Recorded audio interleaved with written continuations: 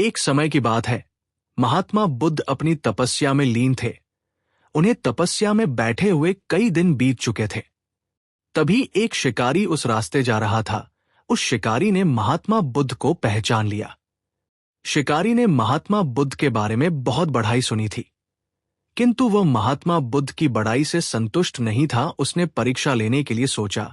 उस शिकारी पहले तो महात्मा बुद्ध को एक छोटा सा पत्थर फेंक कर मारता है, किंतु महात्मा बुद्ध कोई प्रतिक्रिया नहीं करते हैं, क्योंकि उनका मानना था शरीर को तकलीफ होती है, आत्मा को नहीं।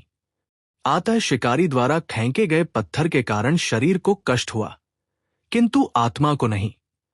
शिकारी कुछ समय सोचता रहा महात्मा बुद्ध कुछ प्रतिक्रिया करेंगे, किंतु महात्मा बुद्ध अपनी तपस्या में लीन थे। उन्होंने कोई प्रतिक्रिया नहीं की। पुनः शिकारी ने पत्थर फेंका। वो पत्थर महात्मा बुद्ध के आंखों के ऊपर लगा और उस जगह से खून बहने लगा।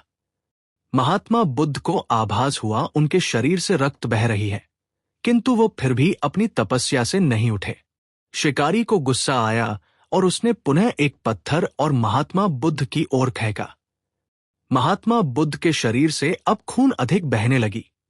इतनी पीड़ा महसूस कर महात्मा बुद्ध के आंखों से आंसू निकलने लगा। शिकारी ने महात्मा बुद्ध के पास जाकर पूछा, आपको जब मैंने पत्थर मारा तो आपने कोई प्रतिक्रिया नहीं दी? महात्मा बुद्ध ने बड़े ही सरलता के साथ कहा, क्योंकि इससे मेरे शरीर को कष्ट हुआ है, मेरे मन मस्तिष्क को नहीं। शिकारी अचंभित रह गया। उसने पूछा, फिर आपके आंखों से आंसू क्यों बह रहे हैं? इस पर महात्मा बुद्ध ने पुनः कहा, तुम्हारे द्वारा किए गए अनुचित कार्य के परिणाम के बारे में मेरा मस्तिष्क, मेरी आत्मा विचार कर रो रही है। तुमने इतना बड़ा पाप किया है, तुम्हें कैसी सजा मिलेगी?